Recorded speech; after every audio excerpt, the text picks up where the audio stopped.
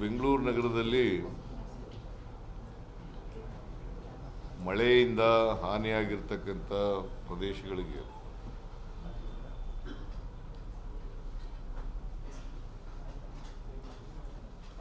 ನಾನು ಮತ್ತು D K. Shivakumar Bengaluru in charge minister, ಆಮೇಲೆ ಕೆ.ಜೆ. ಜಾರ್ಜ್, ಬೈರತಿ ಸುರೇಶ್, ಶಾಸಕರಾದಂಥ ಬೈರತಿ ಬಸವರಾಜ್, ಅರವಿಂದ್ ಲಿಂಬಾವಳಿ, ಸತೀಶ್ ರೆಡ್ಡಿ, ರಾಮಮೂರ್ತಿ, ಆಮೇಲೆ ಅಧಿಕಾರಿಗಳು, ಕಾರ್ಪೊರೇಷನ್ನವರು ಎಲ್ಲ ಬಂದಿದ್ದರು. Tushar Girinath, administrator, Maheshwara Rao, BBMP officer, commissioner, Jayaram, BDA commissioner, ಆಮೇಲೆ ಜಲಮಂಡಳಿ ಅಧ್ಯಕ್ಷರು, ಚೇರ್ಮನ್ ಮತ್ತು MD ಸೌಮ್ಯ ರೆಡ್ಡಿ ಇದ್ದರು. ಇದರಲ್ಲಿ ಗುರಪ್ಪನಪಾಳ್ಯ, ಆಮೇಲೆ ನಮ್ಮ ಚೀಫ್ ಸೆಕ್ರೆಟರಿ ಬಂದಿದ್ದರು ಜೊತೆಯಲ್ಲಿ. ಅದೇ BJP ಆಮೇಲೆ BBMP ಆಫೀಸರ್ಸ್ಗಳೆಲ್ಲ ಬಂದಿದ್ದರು. ಮೊದಲಿಗೆ ನಾವು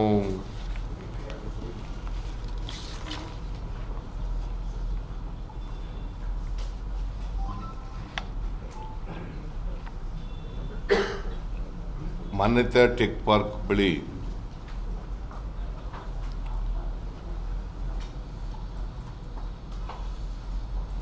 ಅಲ್ಲಿ ರಾಜಕಾಲುವೆ ಪರಿಶೀಲನೆ ಮಾಡೋದು.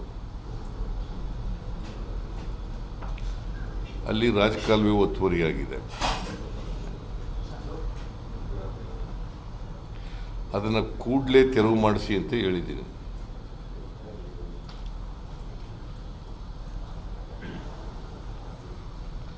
ನೀರು ಸರಾಗವಾಗಿ ಹರಿಲಿಕ್ಕೆ ಅವಕಾಶ ಮಾಡಿಕೊಡಬೇಕು ಅಂತ ಹೇಳಿದ್ದೀನಿ. ಸೊ ಅದನ್ನು ಸರ್ ಮಾಡ್ತೀವಿ ಅಂತ ಹೇಳಿದ್ದಾರೆ. ಒಂದು. ಎರಡನೇದು, ಮಾನ್ಯತಾ ಟೆಕ್ ಮಾರ್ಕ್ನ CEO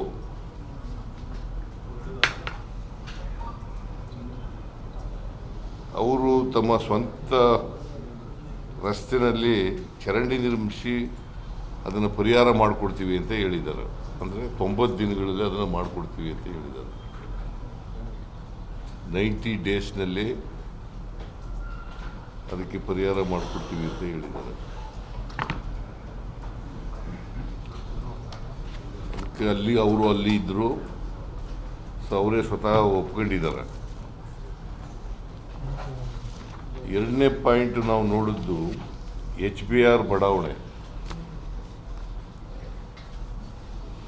HBR ಬಡಾವಣೆ ಅಲ್ಲಿ 5ನೇ ಹಂತದ ರಾಜಕಾಲುವೆ ಇದೆಯಲ್ಲ, ಅಲ್ಲಿ ಸಮಸ್ಯೆ ಇದೆ. ಅಲ್ಲಿ ಜನವಸತಿ ಮನೆಗಳಿಗೆಲ್ಲ ನೀರೆಲ್ಲ ನುಗ್ಗಿದೆ. ಅಲ್ಲಿ ರಾಜಕಾಲುವೆಗೆ ತಡೆಗೋಡೆ ನಿರ್ಮಾಣ ಆಗ್ತಾ ಇದೆ.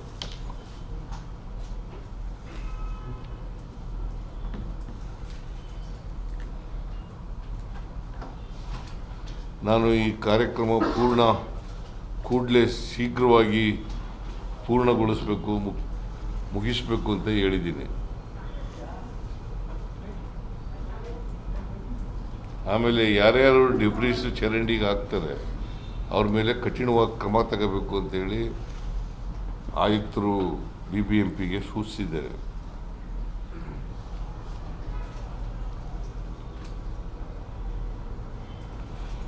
ಆಮೇಲೆ BDA ಜಾಗದಲ್ಲಿ ರಸ್ತೆ ನಿರ್ಮಾಣ ಮಾಡಿ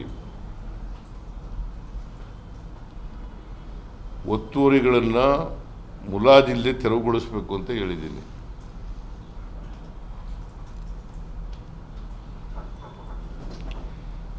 ಆಮೇಲೆ ಸಾಯಿ ಲೇಔಟು ಹೋಗಿದ್ದೆ. ಸಾಯಿ ಲೇಔಟ್ ಅದೇನಾಗಿದೆ, ತಗ್ಗು ಪ್ರದೇಶದಲ್ಲಿದೆ ಜಾಗ.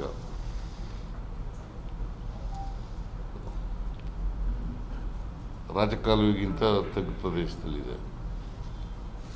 ಸೊ ಹಾಗಾಗಿ ಮಳೆ ಜಾಸ್ತಿ ಬಂದಾಗೆಲ್ಲ ಅಲ್ಲಿ ಸಮಸ್ಯೆ ಉಂಟಾಗ್ತದೆ.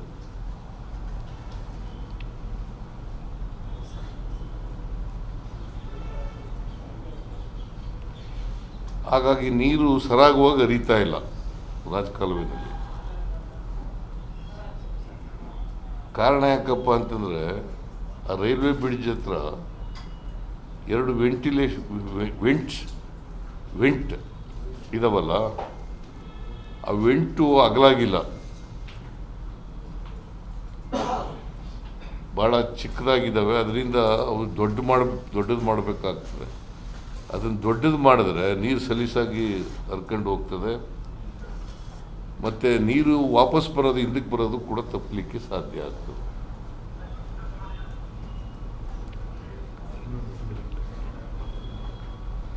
ಇದು ಅನೇಕ ವರ್ಷಗಳಿಂದ ಸಮಸ್ಯೆ ಇದೆ. ಅದು ಜಾರ್ಜ್ ಕಾನ್ಸ್ಟಿಟ್ಯೂನ್ಸಿ ಇಲ್ಲ, ಕಾನ್ಸ್ಟಿಟ್ಯೂನ್ಸಿಗೆ ಎಫೆಕ್ಟ್ ಆಗ್ತದೆ. ಗದ್ದಲಹಳ್ಳಿ ಜಾರ್ಜ್ ಕಾನ್ಸ್ಟಿಟ್ಯೂನ್ಸಿಗೆ ಬ್ಯಾಕ್ ವಾಟರ್ ಬಂದ ಎಫೆಕ್ಟ್. ಅದು ಬ್ಯಾಕ್ ವಾಟರ್ ಬರ್ತಾ ಇರೋದ್ರಿಂದ ಇವ್ರ ಕಾನ್ಸ್ಟಿಟ್ಯೂನ್ಸಿಗೆ ಅಡಚಣೆ ಆಗುತ್ತೆ.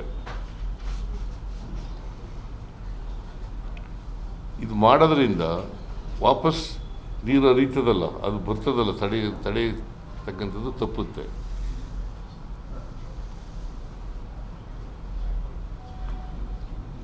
ಆಮೇಲೆ ಈ ಸಾಯಿ ಲೇಔಟ್ನಲ್ಲಿ ಮನೆಗಳಿಗೆ ನೀರು ನುಗ್ಗುತ್ತಲ್ಲ, ಅವು ತಪ್ಪಲಿಕ್ಕೆ ಸಾಧ್ಯ ಆಗ್ತದೆ.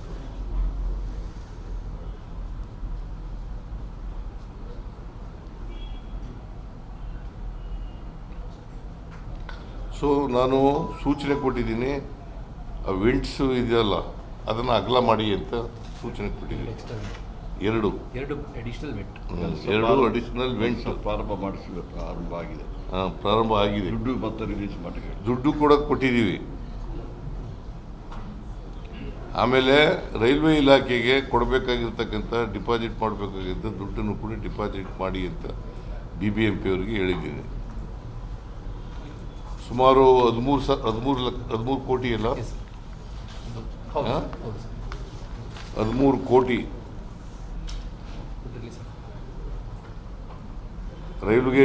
ರೈಲ್ವೆಗೆ ಇಲಾಖೆಗೆ ಡಿಪಾಸಿಟ್ ಮಾಡೋದು. 3 ಕೋಟಿ ಚಿಲ್ಲರೆ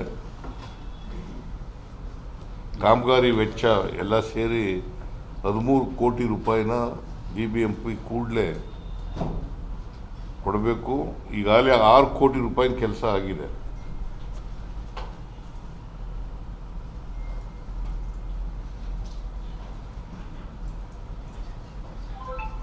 $6 ಕೋಟಿ ರೂಪಾಯಿನ ಕೆಲಸ ಆಗಿ 3 ಕೋಟಿ ರೂಪಾಯಿ ಕೊಟ್ಟಿದ್ದೀವಿ.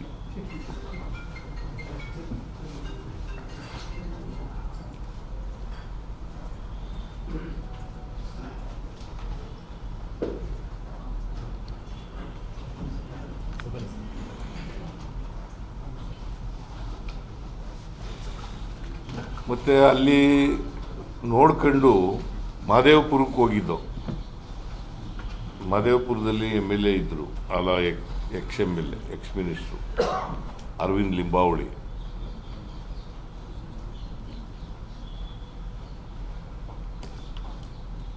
ಅಲ್ಲಿ ಪಳತ್ತೂರ್ ಗಾರ್ಡನ್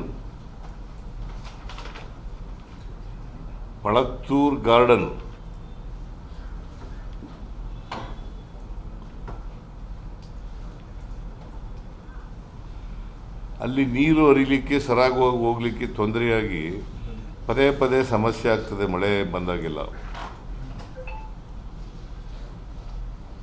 ರಸ್ತೆ ಮೇಲೆ ಸುಮಾರು 4 ಅಡಿ ನೀರಷ್ಟು ನಿಂತ್ಕೊಳ್ತದೆ.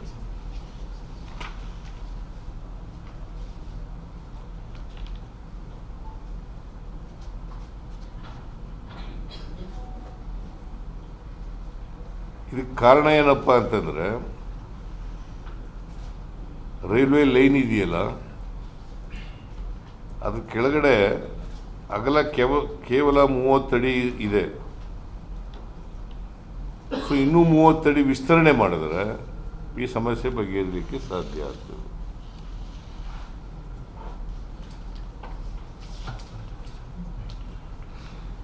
ಆಮೇಲೆ ರಸ್ತೆ ವೈಡನ್ ಮಾಡಬೇಕು.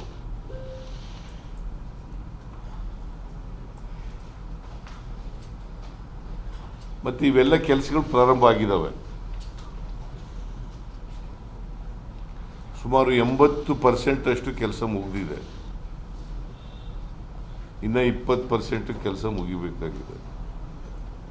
ಅದನ್ನು ಕೂಡಲೇ ಮುಗಿಸಿ ಅಂತ ಹೇಳಿ ಸೂಚನೆ ಕೊಟ್ಟಿದ್ದೀನಿ.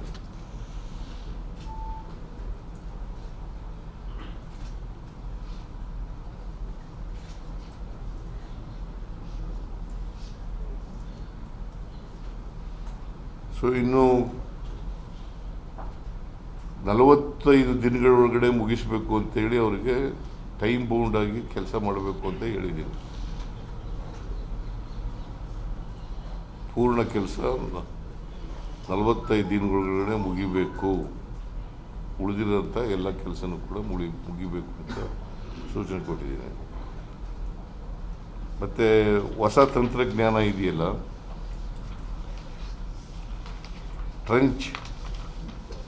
ಟ್ರಂಚ್ಲೆಸ್ ಟೆಕ್ನಾಲಜಿ,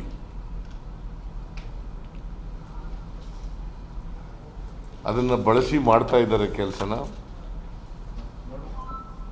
ಟ್ರಂಚ್ಲೆಸ್ ಟೆಕ್ನಾಲಜಿ ಅದನ್ನು ಬಳಸಿ ಮಾಡ್ತಾ ಇದ್ದಾರೆ. ಕಾಫಿ ನೀನು ನಾನೊಬ್ಬನಿಗೆ ತಂದು ಕೊಡ್ತೀನಿ. ಏಯ್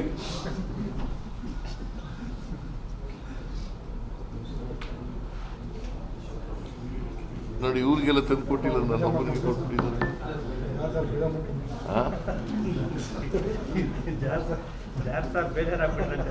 ಬೇಜಾರಕ್ಕೆ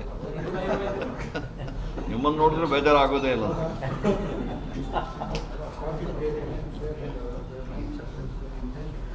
ಆಮೇಲೆ ಅಲ್ಲಿಂದ ಸಿಲ್ಕ್ ಬೋರ್ಡ್ ಹತ್ರಕ್ಕೆ ಹೋದವು. ಸಿಲ್ಕ್ ಬೋರ್ಡ್ ಹತ್ರ ಒಂದು ಸಮಸ್ಯೆ ಇದೆ. ಹಿಂದೇನೂ ಹೋಗಿದ್ದೆ ನಾನು, ಈ ಸಾರಿನೂ ಹೋಗಿದ್ದೆ. ಟ್ರೆಂಚ್ಲೆಸ್ ಯಾವುದು ಒಳಗಡೆ ನಿನಗೆ ಗೊತ್ತಿಲ್ವಾ? ನಿನಗೆ ಗೊತ್ತಿಲ್ವೇನಪ್ಪ? ಅವರು ಹೊಸ ಟೆಕ್ನಾಲಜಿನ ಬಳಸ್ತಾ ಇದ್ದಾರೆ. ಟ್ರೆಂಚ್ಲೆಸ್ ಟೆಕ್ನಾಲಜಿ ಅಂತ ಒಂದಿದೆ. ಆ ಟೆಕ್ನಾಲಜಿನ BBMP ಅವರು ಅದು ಹಿಂಗಿದೆಯಲ್ಲ, ಓಪನ್ ಮಾಡಬೇಕಾಗಿಲ್ಲ, ಮಾಡಬೇಕಾಗಿಲ್ಲ ಸರ್. ಅದು ಭೂಮಿ ಹಿಂಗಿದೆಯಲ್ಲ, ಹಿಂಗೆ ನೀರು ಹೋಗ್ತದೆ, ಅದಕ್ಕೆ ಕೆಳಗಡೆಯಿಂದ ನೀರು ಹೋಗಕ್ಕೆ ಮಾಡೋದು. ಸೊ ಅದು ಟೆಕ್ನಾಲಜಿ, ಅದು ಗೊತ್ತಾಯ್ತಾ?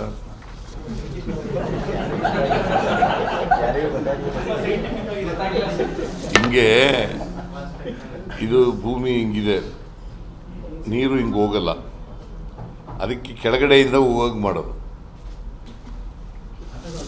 ಅದು ಹೊಸ ಟೆಕ್ನಾಲಜಿ. ಹಿಂಗೆ ಹೋಗಕ್ಕಾಗಲ್ವಲ್ಲ. ಅದೇ ಮೇಲೆ ಆಗಿದಿಲ್ಲ.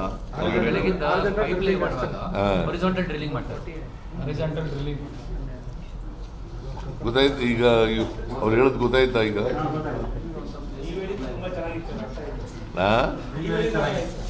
ನಾನು ಹೇಳಿದ್ದು ಭಾಳ ಪ್ರಾಕ್ಟಿಕಲ್ ಆಗಿರ್ತೀವಿ ಅಂತ ಹೇಳಿದೆ, ಅವರು ಟೆಕ್ನಿಕಲ್ ಆಗಿ ಹೇಳ್ತಾ ಇದ್ದಾರೆ.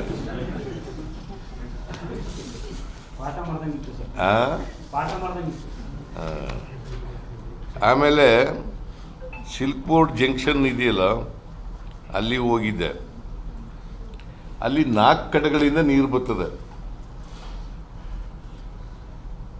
ಮಡಿವಾಳ ಕಡೆಯಿಂದ 2 ಕಾಲುವೆಗಳು, ಆಮೇಲೆ ಬೈರ್ಸಂದ್ರ ಕಡೆಯಿಂದ 2 ಕಾಲುವೆ, ಅವೆಲ್ಲ ಸೇರ್ಕೊಂಡು HSR ಲೇಔಟ್ಗೆ ಹೋಗ್ತವೆ.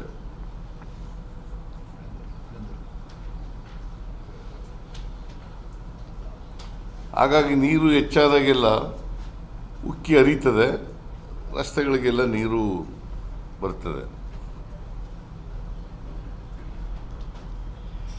ಇದು ಮೆಟ್ರೋ ಸಂಸ್ಥೆ, BBMP ಹಾಗೂ ರಾಷ್ಟ್ರೀಯ ಹೆದ್ದಾರಿ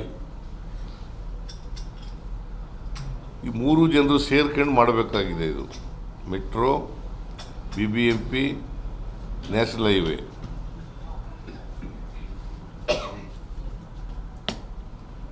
ಅಲ್ಲಿ ಸತೀಶ್ ರೆಡ್ಡಿ ಏನು ಹೇಳ್ತಾರೆ ಅಂತಂದರೆ, ಒಂದು ಟನಲ್ ಮಾಡಿದ್ರೆ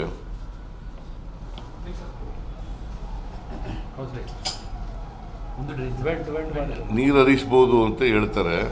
ಅದಕ್ಕೆ ನಾನೇನು ಹೇಳಿದ್ದೀನಿ, BBMP ಅಧಿಕಾರಿಗಳಿಗೆ ಕೂತ್ಕೊಂಡು ನೀವು BBMP ಅವರು, ಮೆಟ್ರೋದವರು, ಇವರು ನ್ಯಾಷನಲ್ ಹೈವೇ ಅವರು ಕೂತ್ಕೊಂಡು ಒಂದು ತೀರ್ಮಾನ ಮಾಡಿ ಅಂತ ಹೇಳಿ ಸೂಚಿಸಿದ್ದೀನಿ.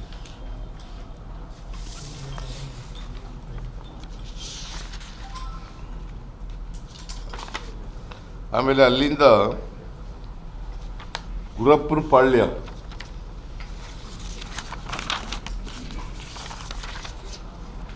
ಗುರಪ್ಪನ ಪಾಳ್ಯಕ್ಕೆ ಹೋಗಿದ್ದೆ. ಅಲ್ಲಿ ಏನಾಗಿದೆ, ತಡೆಗೋಡೆ ಹಾಕಿದಾರಲ್ಲ ಅದು ಕುಸಿದು ಬಿಟ್ಟಿದೆ. ಕುಸಿದು ಮನೆಗಳಿಗೆಲ್ಲ ನೀರು ನುಗ್ಗಿಬಿಟ್ಟಿದೆ. ಗುರಪ್ಪನ ಪಾಳ್ಯ ಅಲ್ಲಿ ಭಾಳ ಜನಸಂದಣಿ ಜಾಸ್ತಿ ಇರ್ತಕ್ಕಂಥದ್ದು, ದೊಡ್ಡ ರಸ್ತೆಗಳು ಇಲ್ಲ, ಚಿಕ್ಕ ಚಿಕ್ಕ ರಸ್ತೆಗಳಿರ್ತಕ್ಕಂಥದ್ದು. ಮತ್ತು ಎಲ್ಲೆಲ್ಲಿ ಕೆಳಗಡೆ ಮನೆಗಳಿದ್ದಾವೆ ಎಲ್ಲ ಮನೆಗಳಿಗೆಲ್ಲ ನೀರು ನುಗ್ಗಿಬಿಟ್ಟಿದೆ.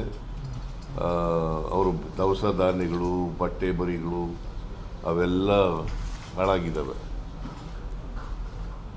ಅದಕ್ಕೆ ನಾನು ಮಹೇಶ್ವರರಾವ್ಗೆ ಹೇಳಿದ್ದೀನಿ, ಒಂದು ಸರ್ವೆ ಮಾಡಿಸಿ ಅಲ್ಲಿ ಎಷ್ಟು ನಷ್ಟ ಆಗಿದೆ ಪರಿಹಾರ ಕೊಡಬೇಕು ಅಂತ ಹೇಳಿದ್ದೀನಿ. ನಾನು ಬೇರೆ ಕಡೆನೂ ಕೂಡ ಪರಿಹಾರ ಕೊಡಿ ಅಂತ ಹೇಳಿದ್ದೀನಿ. ಸಾಯಿ ಲೇಔಟ್ನಲ್ಲಿ ಹೇಳಿದ್ರಿ. ಹಾಂ, ಸಾಯಿ ಲೇಔಟ್ನಲ್ಲಿ ಹೇಳಿದ್ರಿ. ಸಾಯಿ ಲೇಔಟ್ನಲ್ಲಿ, ಸಾಯಿ ಲೇಔಟ್. ಹಾಂ, ಇಲ್ಲ, ಸರ್ವೆ ಮಾಡಿಸಿ ಎಷ್ಟು ನಷ್ಟ ಆಗಿದೆ ಅಷ್ಟು ಪರಿಹಾರ ಕೊಡಿ ಅಂತ ಹೇಳಿದ್ದೀನಿ.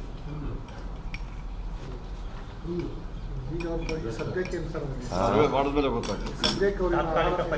ಅವರು 1 ಲಕ್ಷ ರೂಪಾಯಿ ಕೇಳ್ತಾ ಇದ್ದಾರೆ.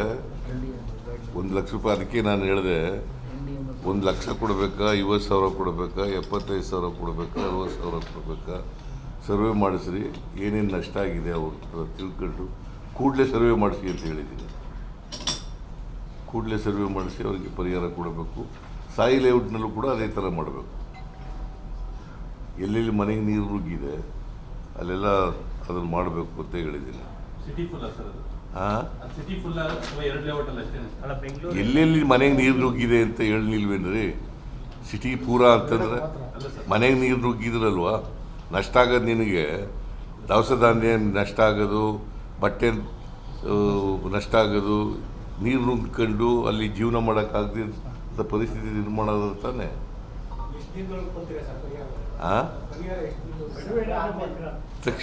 ತಕ್ಷಣ ಅದಕ್ಕೆ ದಿನ ಅಂತ ಹೇಳಿಲ್ಲ, ಕೂಡಲೇ ಕೊಡಿ ಅಂತ ಹೇಳಿದ್ದೀನಿ. ಸರ್ವೆ ಮಾಡಿ ಕೊಡಿ ಅಂತ ಹೇಳಿದ್ದೀನಿ. ಅದಕ್ಕೆ ದಿನಗಳು ಲೆಕ್ಕ ಇಲ್ಲ. ನಾಳೆ ಸರ್ವೆ ಆದರೆ ನಾಳಿದ್ದೆ ಅಲ್ಲಿ ತನಕ ತಾತ್ಕಾಲಿಕವಾಗಿ ವ್ಯವಸ್ಥೆ ಮಾಡ್ತೀರಾ? ಈಗಾಗಲೇ ಮಾಡ್ತಾ ಇದ್ದಾರೆ ಅವರು. ಪಾಪ ಅಲ್ಲಿ ಭಾಗದ ಜನ ಮಸೀದಿನಲ್ಲಿ ಮತ್ತು ಬೇರೆ ಕಡೆ ಎಲ್ಲ ಮಾಡ್ತಾ ಇದ್ದಾರೆ. ಬೇರೆ ಸಾಯಿ ಲೇಔಟ್ನಲ್ಲಿ ಬೇರೆ ಮಾಡ್ತಾ ಇದ್ದಾರೆ.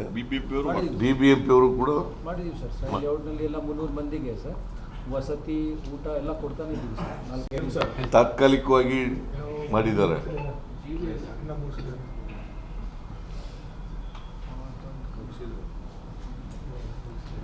ಆಮೇಲೆ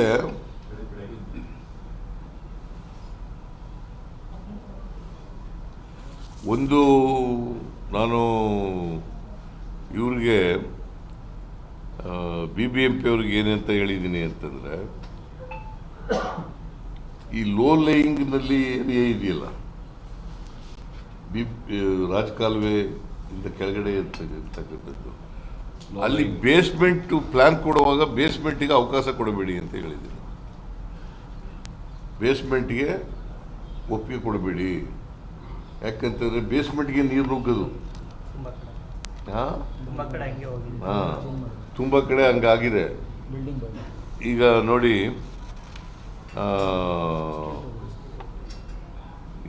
ಇದು ಒಂದು ಕಡೆ ಏನಾಗಿದೆ, BTM ಲೇಔಟ್ನಲ್ಲಿ ವಿದ್ಯುತ್ತು ಹರಿದು ಪಾಪ ಬೇಸ್ಮೆಂಟ್ನಲ್ಲಿ ನೀರು ತೆಗೆದು ಇದು ಮಾಡೋಕ್ಕೆ ಹೋಗಿದ್ದಾರೆ.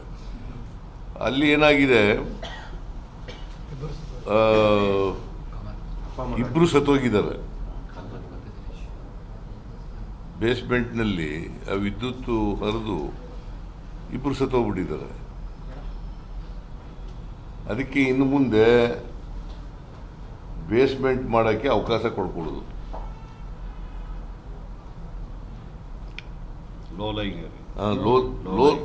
ಲೋ ಲೈಯಿಂಗ್ ಏರಿಯಾದಲ್ಲಿ, not in all, low lying area. ಹಂಗೆ ಬರ್ಕೊಳ್ಳಿ, ಆಮೇಲೆ ಹಂಗೆ ಇಲ್ಲಿ ಬರ್ಬಿಟ್ಟಿರಿ. ಆಮೇಲೆ ತಗ್ಗು ಪ್ರದೇಶ, ಲೋ ಲೇಯಿಂಗ್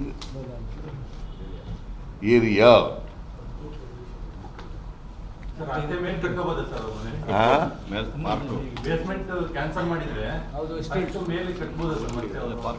ಲೈಸೆನ್ಸ್ ಕೊಡೋದ್ರೆ ನಾನು ಪ್ಲಾನಿಂಗ್ನವ್ರು ತೀರ್ಮಾನ ಮಾಡ್ತಾರೆ, ನಾನೇ ತೀರ್ಮಾನ ಮಾಡ್ಬಿಡಲ್ಲ. ಯಾರು ಪ್ಲಾನಿಂಗ್ನವ್ರು ಇದ್ದಾರೆ ಅವ್ರು ತೀರ್ಮಾನ ಮಾಡ್ತಾರೆ. ಆದರೆ ಬೇಸ್ಮೆಂಟಿಗೆ ಇದು ಕೊಡಬೇಡಿ, ಪರ್ಮಿಷನ್ ಕೊಡಬೇಡಿ.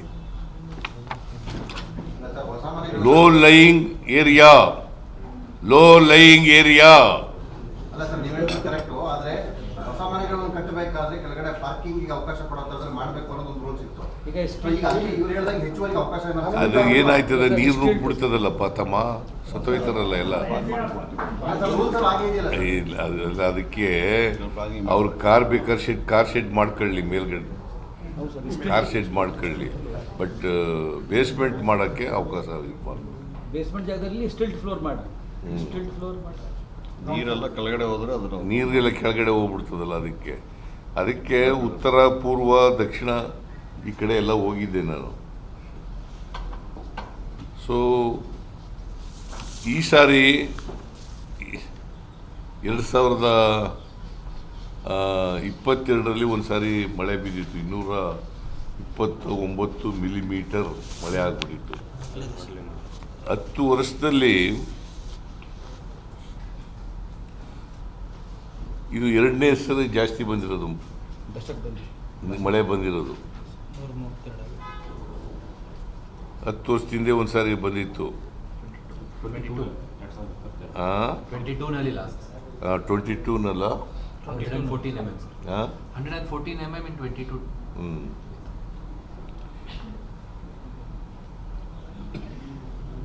ಆಮೇಲೆ ಈ 19/5/2025 ಮಧ್ಯರಾತ್ರಿ ಮಳೆ ಬಂದಿದೆ, 12 ಗಂಟೆ ಮೇಲೆ. ಸುಮಾರು 132 ಮಿಲಿಮೀಟರ್ ಮಳೆಯಾಗಿದೆ. ಇದು ಯಾಕೆ ಆಗುತ್ತೆ ಅಂತಂದರೆ, ಈ ಕ್ಲೈಮೇಟ್ ಚೇಂಜಸ್ಸಿಂದ ಪ್ರವಾಹ ಮತ್ತು ಬರ ಇವೆಲ್ಲ ಬರ್ತಾ ಇರ್ತವೆ. ಈಗ ಕ್ಲೈಮೇಟ್ ಚೇಂಜಸ್ ನಿಮಗೆಲ್ಲ ಗೊತ್ತಿದೆ. ಅದರಿಂದ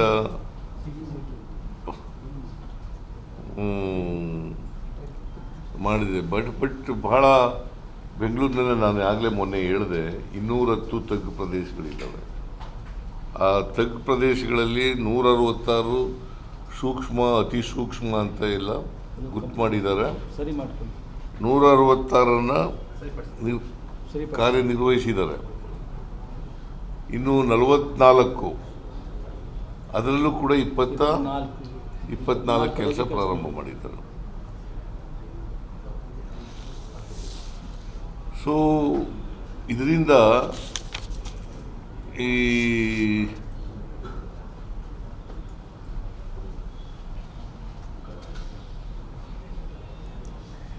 ಆಮೇಲೆ ರಾಜಕಾಲುವೆ ಇದೆಯಲ್ಲ,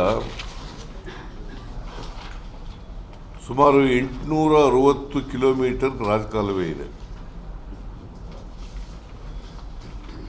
ಬೆಂಗಳೂರಿನಲ್ಲಿ ರಾಜಕಾಲುವೆ ಸುಮಾರು 860 ಕಿಲೋಮೀಟರ್ ರಾಜಕಾಲುವೆ ಇದೆ. 491 ಕಿಲೋಮೀಟರ್ ರಾಜಕಾಲುವಿನಲ್ಲಿ ಲೈನಿಂಗ್ ಕೆಲಸ ಎಲ್ಲ ಮುಗಿದಿದೆ.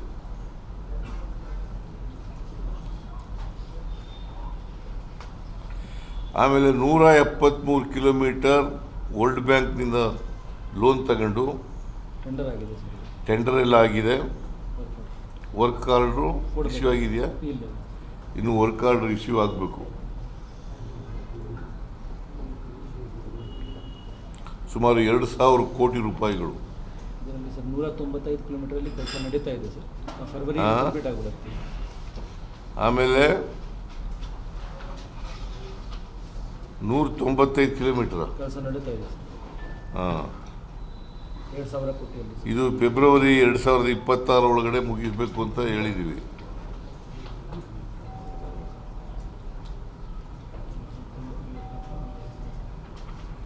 ನೂರ 95 ಕಿಲೋಮೀಟರ್ ರಸ್ತೆ ನಡೀತಾ ಇದೆ. ರಾಜಕಾಲುವೆ ಕೆಲಸ ನಡೀತಾ ಇದೆ. ಸುಮಾರು ಅದು 2,000 ಕೋಟಿ ಅಂದಾಜಿನಲ್ಲಿ ಕೆಲಸ ನಡೀತಾ ಇದೆ. ಫೆಬ್ರವರಿ 26 ಒಳಗಡೆ ಮುಗಿಬೇಕು ಅಂತೇಳಿ ಹೇಳಿದ್ದೀವಿ. ಅದಲ್ಲದೆ ಅದರ ಜೊತೆಗೆ 173 ಕಿಲೋಮೀಟರ್ ವರ್ಲ್ಡ್ ಬ್ಯಾಂಕ್ ನೆರವಿನಿಂದ with the assistance of world bank loan. ಏನು 2,000 crores. For BBMP work. No, they have sanctioned. Yes. Sanctioned sir. Negotiation ಆಗಿದೆ. ಇದನ್ನ 3 ವರ್ಷಗಳಲ್ಲಿ ಪೂರ್ಣಗೊಳಿಸಬೇಕು ಅಂತ ವಿಚಾರ ಇದೆ. ಸೊ ಇದೆಲ್ಲ ಆದರೆ ರಾಜಕಾಲುವೆಗಳು ಪೂರ್ಣ ಲೈನಿಂಗ್ ಆದಾಗ ಆಗುತ್ತೆ.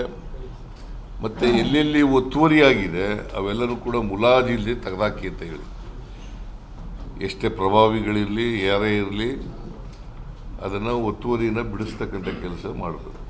ಈ ಸರಿ ಮಳೆ ಬಂದಾಗಲೂ ಕೂಡ ರಾಜಕಾಲುವೆ ಒತ್ತುವರಿ ತೆರವು ಮಾಡ್ತೀವಿ ಅಂತ ಹೇಳ್ತೀರಾ ಸರ್, ಬಟ್ ಅಧಿಕಾರಿಗಳು ಯಾಕೋ ನಿರ್ಲಕ್ಷ್ಯ ವಹಿಸ್ತಾರೆ ಸರ್?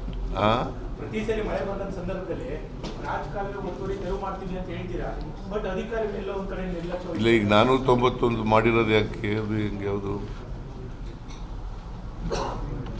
ಈಗ ಏನಾಯಿತು? ನೀವು ಬಂದಿರೋದು ಅದೇ ಬಂದಿರೋದು ನಮಗೆ ತಾಪತ್ರಯ. BJP ಅವ್ರ ಕಾಲದಲ್ಲಿ ಮಾಡಲಿಲ್ಲ, ಗೊತ್ತಾಯ್ತಾ? ನಾವು ಬಂದಾಗ ಶುರು ಮಾಡಿಸಿದ್ದೆ ನಾನು. ಆಗ್ಲೇ 491 ಕಿಲೋಮೀಟರ್ ಆಯ್ತದ್ದು. ಅದಾದ್ಮೇಲೆ ಆಗಲಿಲ್ಲ, ಈಗ ಮತ್ತೆ ಶುರು ಮಾಡಿಸಿದ್ದೀವಿ. 2 ವರ್ಷ ಸರ್ ಸುಮ್ಮನೆ ಇದ್ರಿ, ಮತ್ತೆ 2 ವರ್ಷ ಸುಮ್ಮನೆ ಇದ್ರಿ. ಈಗೇನು 195 ಕಿಲೋಮೀಟರ್ ಕೆಲಸ ನಡೀತಾ ಇರೋದೇ ಅದು. ಕೋರ್ಟ್ಗೆ ನೋಡಪ್ಪ, ಡಿಸಾಸ್ಟರ್ ಮ್ಯಾನೇಜ್ಮೆಂಟ್ನಲ್ಲಿ ಅದರ ಅಡಿನಲ್ಲಿ ಕೆಲಸ ಶುರು ಮಾಡಿ ಅಂತ ಹೇಳಿದ್ದೀನಿ. ಕೋರ್ಟ್ಗೆ ಹೋಗಿದ್ರೆ ಕೋರ್ಟ್ನಲ್ಲಿ ಒಂದು ಸ್ಟೇಗಿ ಕೊಟ್ಟಿದ್ರೆ ಅಥವಾ ಇನ್ನೇನಾದ್ರು ಮಾಡಿದರೆ ಆದೇಶ ಇದ್ದರೆ ಅದನ್ನು ತೆರವುಗೊಳಿಸ್ತಕ್ಕಂಥ ಕೆಲಸ ಮಾಡ್ತಕ್ಕಂಥದ್ದು ಇದು ಒಂದು. ಎರಡನೇದು ಡಿಸಾಸ್ಟರ್ ಮ್ಯಾನೇಜ್ಮೆಂಟು ಅಡಿನಲ್ಲಿ ಕೆಲಸ ಮಾಡ್ತಕ್ಕಂಥದ್ದು ಇದು ಎರಡನೇದು. ಸರ್ ಒತ್ತುವರಿ ಎಷ್ಟು ಬಾಕಿ ಇದೆ ಸರ್? ಹಿಂದೆ ನೀವಿದ್ದಾಗ 2018 ಕ್ಲಿಯರ್ ಆಗಿತ್ತು, ಮತ್ತೆ ಕೋರ್ಟ್ ಬಂದ ನಂತರ ಸ್ಟಾಪ್ ಆಗೋಯ್ತು, ಮತ್ತೆ ಇನ್ನೆಷ್ಟು ಬಾಕಿ ಇದೆ ಸರ್? 18-23 ವರ್ಷ ಆಗಿಲ್ಲ ಸರ್. ಕೆಲವು ಪರ್ಟಿಕ್ಯುಲರ್ ಕೇಸಸ್ ಕೂಡ ಇತ್ತು ಸರ್, ಪ್ರಭಾವಿಗಳ ಅವರ ಆಸ್ಪತ್ರೆಗಳು, ಕಟ್ಟಡಗಳು ಈ ರೀತಿ. ಯಾರೇ ಪ್ರಭಾವಿಗಳಿದ್ರು ತೆಗಿಸಾಕ್ತೀವಿ. ಅಡ್ಡ ಬಂದರೆ, ರಾಜಕಾಲುವೆಗಳಿಗೆ ಅಡ್ಡ ಬಂದರೆ, ಒತ್ತುವರಿ ಆಗಿದ್ರೆ ತೆಗಿಸ್ತೀವಿ. ಯಾರು ಆಗಲಿ, ಕಾಂಗ್ರೆಸ್ನವರು BJP ಅವರವರು ಇರಲಿ, ಯಾವನವರು ಇರಲಿ. ಆಮೇಲೆ ಲಾಸ್ಟ್ನಲ್ಲಿ ಒಂದು ಈ ಬಾನು ಮುಸ್ತಾಕ್ ಅಂತ ರೈಟರ್ ಇದಾರಲ್ಲ, ಬಾನು ಮುಸ್ತಾಕ್ ಹಾಸನದವರು, ಅವರ ಹೃದಯ ದೀಪ ಕೃತಿಗೆ ಬೂಕರ್ ಪ್ರಶಸ್ತಿ ಬಂದಿದೆ. 2025ನೇ ಸಾಲಿಗೆ ಕೊಡ್ತಕ್ಕಂಥ ಬೂಕರ್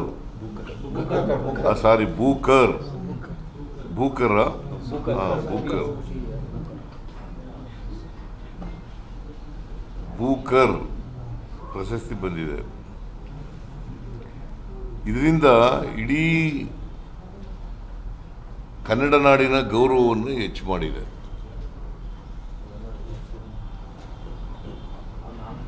ಹಿಂದೆ 2008ರಲ್ಲಿ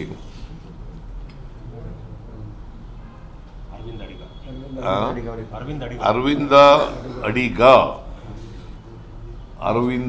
ಅಡಿಗ ಅವರಿಗೆ ಸಿಕ್ಕಿತ್ತು 2008ರಲ್ಲಿ ದಿ ವೈಟ್ ಟೈಗರ್ ಅನ್ನೋ ಕೃತಿಗೆ.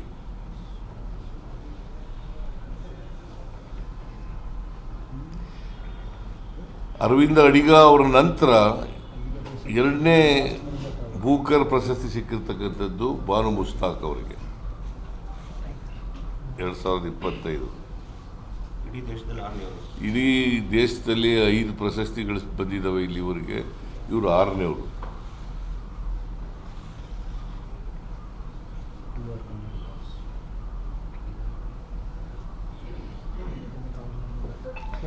ಈ ಬೂಕರ್ ಪ್ರಶಸ್ತಿ ಪ್ರಾರಂಭ ಆದ ಯಾವಾಗ ಅಂತಂದ್ರೆ 1969ನೇ ಇಸ್ವಿ. 1969ನೇ ಇಸ್ವಿನಲ್ಲಿ ಪ್ರಶಸ್ತಿ ಪ್ರಾರಂಭ ಆಯಿತು. ಇಂಥ ಪ್ರಶಸ್ತಿ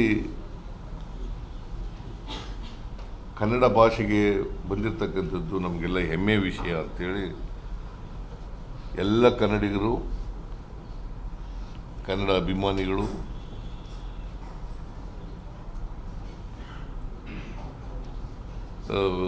ಖುಷಿ ಪಡ್ತಕ್ಕಂಥ, ಹೆಮ್ಮೆ ಪಡ್ತಕ್ಕಂಥ ವಿಚಾರ. ಲಂಕೇಶ್ ಪತ್ರಿಕೆಯಲ್ಲಿ ಬರಹಾಗಾರ್ತಿ. ಹೌದು, ಲಂಕೇಶ್ ಪತ್ರಿಕೆಯಲ್ಲಿ ಬರೀತಾ ಇದ್ರು ಬಾನು ಮುಸ್ತಾಕ್.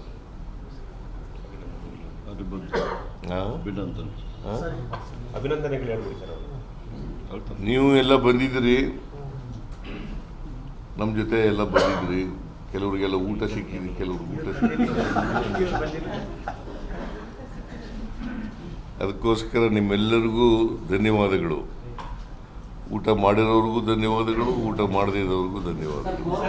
ಈಗ ಮತ್ತೆ ಮಳೆ ಜಾಸ್ತಿ ಆದ್ರೆ ಆಮೇಲೆ ಈ ಇದರಲ್ಲಿ ಇಬ್ಬರು ಸತ್ತೋಗಿದ್ದಾರಲ್ಲ, ಅಪ್ಪ ಅಮ್ಮ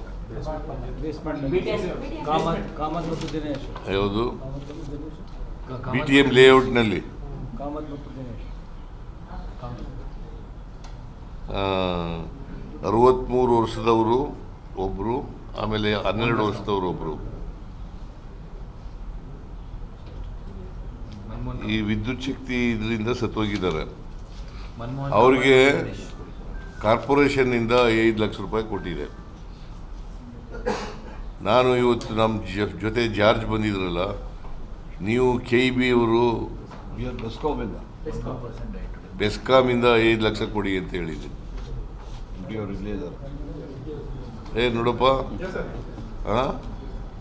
ಕೊಡಿ.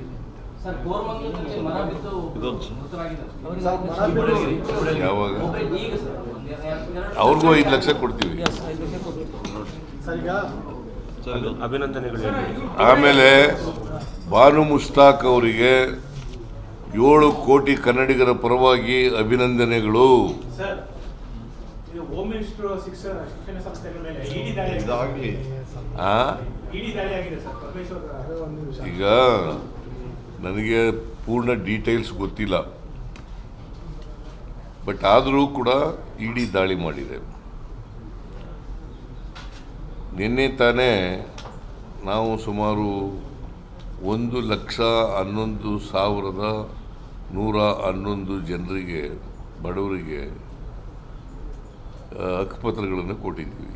ತಾಂಡಗಳಲ್ಲಿ ವಾಸ ಮಾಡೋರು, ಹಟ್ಟಿಗಳಲ್ಲಿ ವಾಸ ಮಾಡೋರು, ಮಜರೆಗಳಲ್ಲಿ ವಾಸ ಮಾಡೋರು, ಆಡಿಗಳಲ್ಲಿ ವಾಸ ಮಾಡೋರು, ಅವ್ರಿಗೆಲ್ಲ ಕೊಟ್ಟಿದ್ದೀವಿ.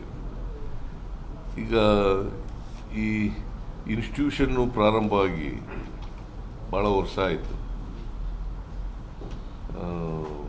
ಇದನ್ನು ಪರಮೇಶ್ವರ್ ಅವ್ರ ತಂದೆ ಗಂಗಾಧರಯ್ಯ ಅವರೇ ಪ್ರಾರಂಭ ಮಾಡಿದ್ದರು. ಪರಮೇಶ್ವರ್ ಅವರು ಗೃಹ ಮಂತ್ರಿಗಳು. ಅವರು ಒಬ್ಬ ದಲಿತ ನಾಯಕರು, ಕರ್ನಾಟಕದಲ್ಲಿ